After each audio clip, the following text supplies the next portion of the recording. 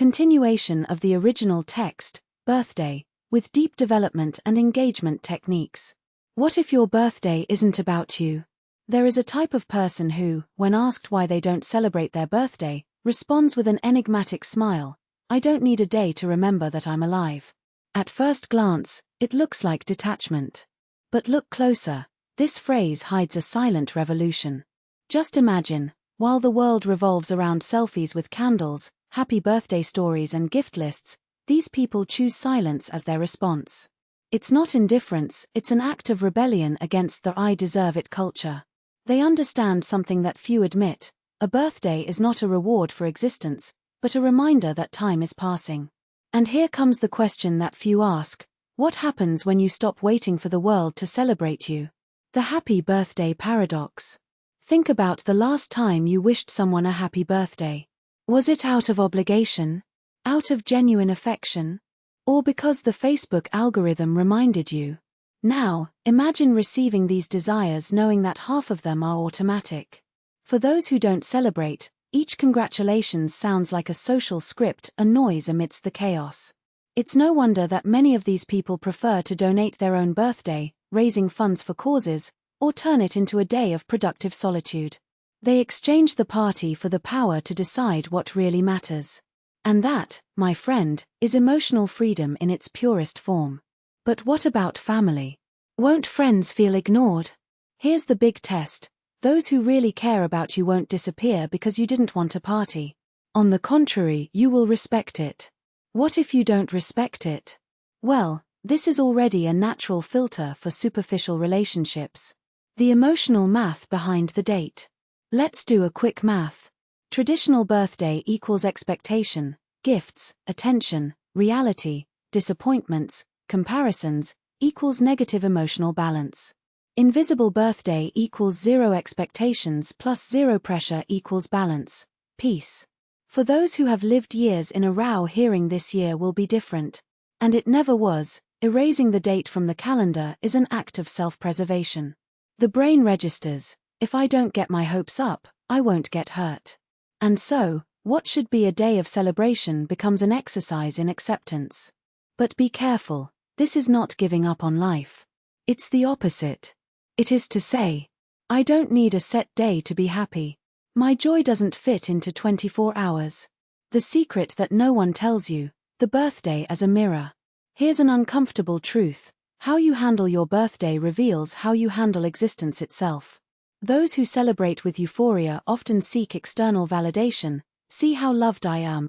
Those who ignore it may be saying, my life is not a show. Those who hate may carry a wound of abandonment: no one ever really cared. But what about those people who neither like nor hate, they just forget? These are the most interesting ones. For them, their birthday is a point on the timeline, not a milestone. These are the types who, when asked, "How long have you been 25?" respond, "I have no idea." Time is relative. What if this is the wisest move of all? The question that will make you rethink everything. Close your eyes and answer. If today was your last birthday, how would you spend it? With a crowded party? Alone, reading a book? Traveling to a place without cell phone signal? Or simply not do anything different, because every day is special enough? The answer says more about how you want to live than how you want to be congratulated. The gift you never received, and how to give it yourself. Here's the irony: those who don't care about birthdays are often the ones who most deserve a real celebration. Not the hashtag version of happiness, but the one made of sincere looks, tight hugs, and words that don't need a filter. If you are on this team, this text is your invitation to a new ritual. 1. Allow yourself: yes, you have permission to not like congratulations.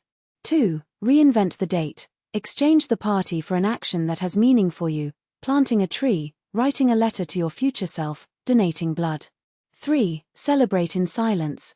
The best gift is knowing that you don't need any.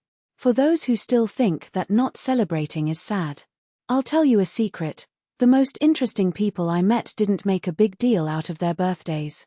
They were too busy living to waste time performing happiness. And do you know what they had in common? An inner peace that didn't depend on likes. Deep relationships, not many, but true. A purpose that went beyond being present at events. Their birthday? It was every day. The ultimate challenge, and why you should take it. Today, do this exercise. 1. Delete congratulations notifications. Yes, even WhatsApp ones. 2. Spend the day as if it were any other, but with one detail. Pay attention to how you feel. Relieved? Sad? Indifferent? 3. In the evening, write a letter to yourself with the answer to, what do I really want my next year to look like? Tip: it's not about gifts, trips, or achievements. It's about how you want to feel. Epilogue: the date that needs no name. At the end of the day, that's all the birthday is about. A date on paper. An excuse to reflect. Or another Tuesday. You decide what it means. What if today you choose to mean nothing? Congratulations. You just received the best gift, the freedom to be exactly who you are. Fire, powerful CTA. Did this text make you rethink your birthday? White right pointing backhand index comment here. I celebrate or I ignore, and tell me why. White right pointing backhand index share with those who need to hear that not celebrating is not wrong. White right pointing backhand index save this text to reread on your next birthday, or non-birthday. And remember, life is not measured in candles, but in moments that are worth it. Until the next insight. Milky Way. P.S. If you've made it this far, it's because this topic speaks to you. How about trying an invisible birthday this year? Tell me how it went later. Birthday as a mirror, what do you see when you look back? There is an exercise that few people do on their birthday, looking back without judging. Not to count achievements, those trophies we show off on Instagram, but to feel the weight of choices. Those yes that disguised fears. Those no's that saved your essence. The silences that screamed more than words. Take a paper. Divide it into 2 columns. On the left, what I left behind, people, habits, versions of myself that no longer serve. On the right, what I took with me, lessons, scars that became maps, laughter that still echoes. Now, the question that hurts, and frees. If you could delete one thing from this list, what would it be? And more importantly, why haven't you deleted it yet? The emotional mathematics of birthday. We were taught to celebrate birthdays as if they were success equations. Age plus achievements plus people around equals happiness. But what if the formula is wrong? What if, in fact, the account was self-knowledge, fear of time plus acceptance equals peace? Radical experiment. This birthday, do the opposite of what you expect. If you usually celebrate with a party, spend the day alone, in silence, and see what comes up. If you ignore the date, do something symbolic, plant a tree, burn a letter, dance to a song that marks an era of yours. If you hate happy birthday, ask someone to sing it for you and watch what happens in your chest. Why does this work? Because breaking the pattern is the only way to see why it existed. The happy birthday paradox. We say happy birthday as if it were a wish. But what if it was actually an invitation? An invitation. And 4. Forgive that version of you from 5 years ago, who didn't know what you know today. Be grateful, even for the pain, which sharpened your instincts.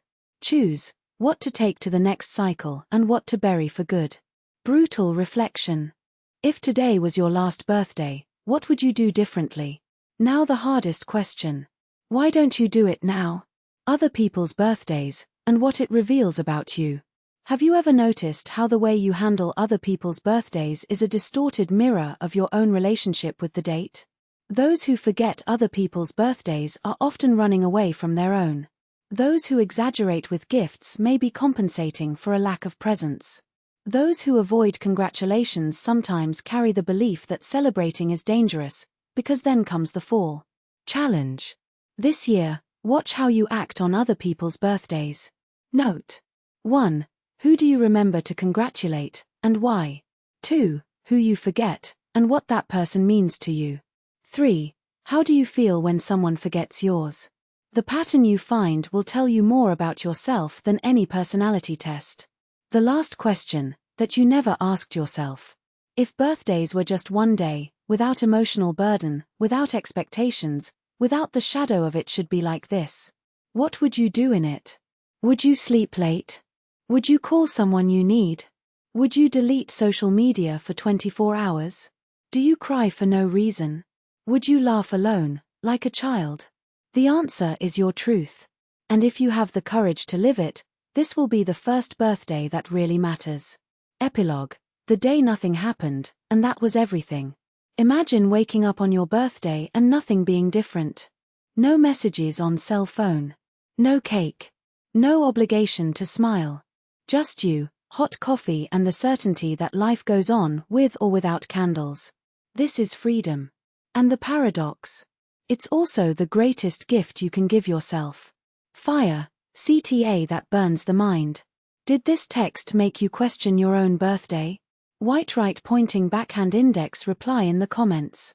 My ideal birthday would be. Be honest, no one is watching. White right pointing backhand index share with those who need to hear that a birthday is not a performance, it is permission, to feel whatever, without explanations. White right pointing backhand index save this text and reread it on your next birthday. Or not. The rule is yours. P.S. If you've made it this far, it's because something about this topic touches you where it hurts. How about, this year, making your birthday a real ritual? Not for celebration, but for reconciliation over time? Then tell me. Or not. The choice, as always, is yours. Milky Way. Why does this work? This text deconstructs the concept of birthday without imposing a new rule. 1. Validates all ways of dealing with the date, even indifference. 2. It provokes questions that the reader has never asked themselves. 3. Offer alternative rituals, not just celebrate or ignore, but reinterpret. 4. Leaves gaps for the reader to fill in with their own responses, organic engagement. 5. Closes with a CTA that's not about you, but about him. What would you do? Final tip for applying this to other themes. Choose a social ritual, Christmas, Valentine's Day, graduations. Remove the pressure behind it. Why do we think it has to be like this? Offer radical alternatives, not just do different, but feel different. Close with a hurtful question, one that the reader avoids, but needs to face. Result. Content that not only engages, but transforms. Rocket. Your birthday as a mirror, what your relationship with this date reveals about you. Have you ever stopped to think that the way you deal with your birthday is a map of your wounds and overcoming? It's not just about cake or lack thereof. It's about what you expect from life and, more deeply, what you think you deserve. Some turn the date into a carnival of attention. They post countdowns, organize themed parties, demand gifts as if they were tributes. Others, at the extreme. On the contrary, they erase the day from the calendar, as if it were an unpaid debt. But between these poles there is a spectrum of attitudes that reveal how you negotiate the passage of time, loneliness, and even the idea of being loved. 1. The birthday as an emotional thermometer. Your reaction to the date is not random. It's a symptom. See some patterns and what they might mean. I don't care, it's just another day. Possible translation. I learned that expecting something from others is dangerous. Root. Repeated disappointments, parents who forgot, friends who disappeared, loves who didn't keep promises. Hidden superpower, self-reliance. You don't depend on external validation to feel complete. Risk, emotional isolation. Sometimes not caring is an armor that prevents even genuine celebrations. I love celebrating, but only if it's my way. Possible translation. I need to control expectations so I don't get hurt. Root. Fear that if you let others organize, something will go wrong, as happened before. Superpower. Creativity. You transform the date into a personal work of art. Risk. Anxiety. The party becomes a test. If it's not perfect, I confirm that I'm not worthy of joy. I hate birthdays. I'd rather no one remember. Possible translation. I don't deserve to be celebrated.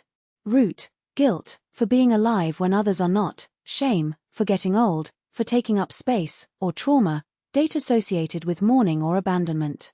Superpower. Resilience. You have survived things that would break many. Risk. Self-sabotage.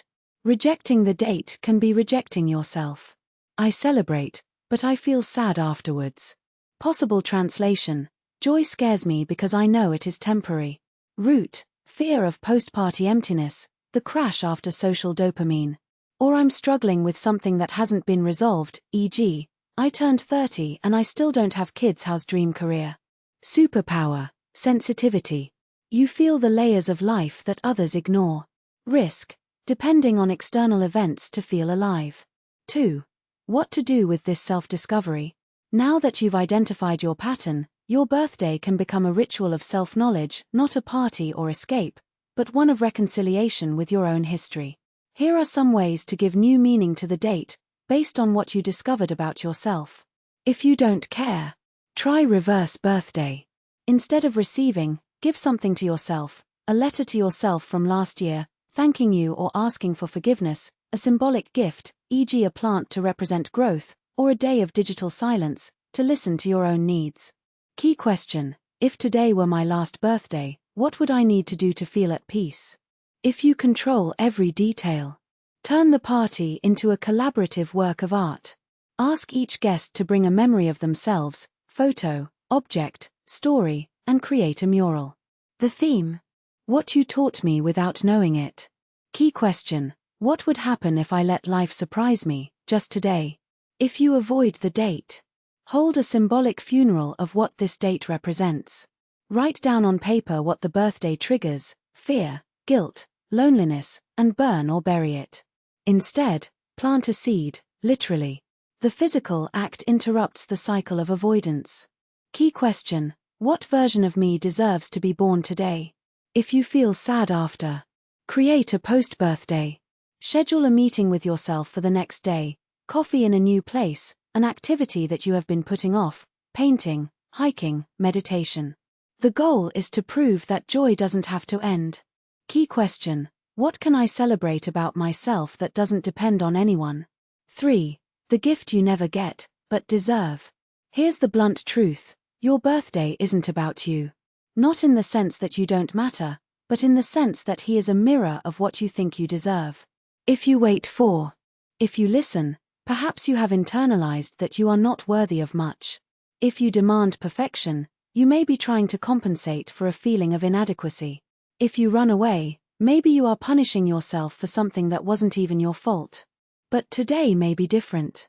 This year, instead of repeating the usual script, how about using the date to give yourself the gift that no one else can offer? It is not an object. It's not a party. It's permission. Permission to occupy space, even if just for a day. Permission to miss you, without judging. Permission to celebrate small victories, those steps that only you know. Permission to let go what no longer serves, the expectations of others, the version of you that no longer exists. 4. A radical exercise, if you dare. Take a piece of paper and answer. 1. What version of myself have I buried along with past birthdays? 2. What would I gain if I stopped dreading this date? 3. If my birthday were a character, how would he describe me? Don't read this as another self-help text. Read it like an invitation to a duel, you versus the stories you tell yourself about what you deserve. This year, win. Not from life, not from others, from yourself. P.S. Because you deserve an honest postscriptum. If you got this far, it's because something hurt or made sense. Maybe you recognized yourself along some lines, or maybe you're just tired of repeating the same empty rituals. It doesn't matter. What matters is that today you have a choice. Repeat the script, and continue feeling the same emptiness or relief as always. Break the pattern, and find out what happens when you, for the first time, let it be your birthday, not your mother's, not social media's, not other people's expectations. Yours. I don't know which path you will choose. But I know that, whatever it is, you have already gained something today, the awareness that the date has no power over you. The power has always been, and always will be, in your hands. Now tell me, or not, what are you going to do with it? Why does this work? 1. Deep deconstruction. It doesn't just talk about celebrating or not, but about the psychological layers behind the date. 2. Validation without judgment. Accepts all standards, even the wrong ones, and finds hidden superpowers in them. 3. Alternative rituals. Does not provide ready-made recipes, but tools for self-discovery, e.g. reverse birthday, symbolic funeral. 4. Emotional engagement, uses hurtful questions, what version of myself have I buried, to provoke reflection. 5. Final empowerment, makes it clear that the choice is the reader's, but offers a new look at the date. Tip to apply to other themes. Choose a social ritual full of expectations, Christmas, wedding, graduations. Remove the pressure, why do we think it has to be like this? Offer radical alternatives, not just do different, but feel different. Close with an uncomfortable question, the one that the reader avoids, but needs to face. Result: content that not only engages, but transforms. And, in the end, this is what remains. Seedling.